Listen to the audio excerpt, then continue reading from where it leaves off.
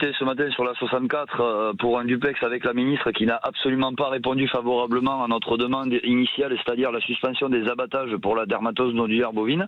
Donc on va maintenir les blocages. Moi je retourne dans le Gers, on a paralysé quasiment tout le réseau routier principal et secondaire du département et puis on va continuer.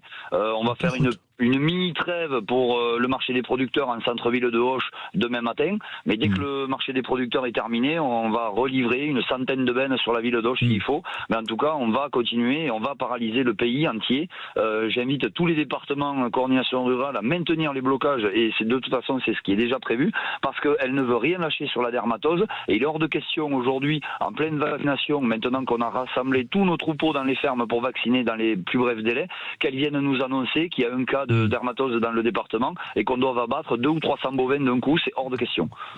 Mais Lionel Candelon, je rappelle, vous êtes le président de la Chambre d'agriculture du Gers, vous faites aussi partie de la coordination rurale. Qu'est-ce que vous répondez à la porte-parole du gouvernement qui disait ce matin chez nos confrères, à taper du poing sur la table pour dire « nous ne tolérerons plus de nouveaux blocages ». Qu'est-ce que vous lui répondez ?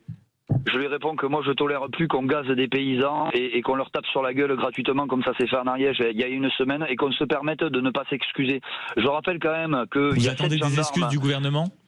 Non, mais j'attends pas que des excuses. J'attends qu'ils suspendent les abattages. Ça n'a rien à voir. Moi, les excuses, elles n'engagent que ceux qui y croient. Je ne croirais pas aux excuses d'Annie Genevard sur ce qui s'est passé en Ariège. J'y étais pendant 3 jours. J'ai fait partie des manifestants qui avaient les mains dans les poches et qui ont pris 1 millier de grenades sur la figure. On a pris des grenades assourdissantes. On a pris un déluge de feu, en fait. C'est simple et net. Moi, quand j'apprends qu'il y a 7 gendarmes qui sont menacés d'être radiés, qu'ils ont refusé au bout d'un moment de continuer ce qui se passait, c'est-à-dire le massacre d'agriculteurs sur une exploitation agricole, mais moi je dirais qu'il faut les féliciter et leur remettre une légion d'honneur parce que c'est des vrais militaires qui ont désobéi à des ordres parce que les ordres étaient illégaux.